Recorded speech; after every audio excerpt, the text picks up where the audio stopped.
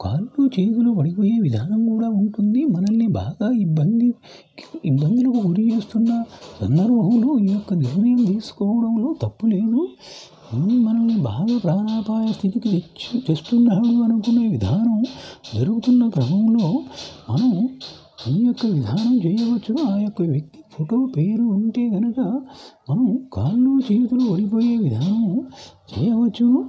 ఈ యొక్క విధానం మనం గర్వబద్ధంగా మనల్ని మనం కాపాడుకున్నట్టుగా చేసే ప్రక్రియ విధానంలో ఇదొక విధానం ఉంటుంది. కాళ్ళు చేతులు పడిపోయి మంచంలో పడే విధానం ఉంటుంది. వారు ఎక్కడైనా చూపించుకున్నా కూడా అది చేతబడి జరిగిందని కానీ మీ పేరు కూడా రాకుండా చేసే విధానాలు కూడా ఉంటాయి. మన ప్రాణాపాయ స్థితి వచ్చినప్పుడు మాత్రమే మనల్ని మనం రక్షించుకున్నట్టుగా ఈ విధానం చేయవలను. ఈ అనుభవజ్ఞులు మాత్రమే ఈ విధానం చేస్తారు. చేయడం వలన పని అవుతుంది.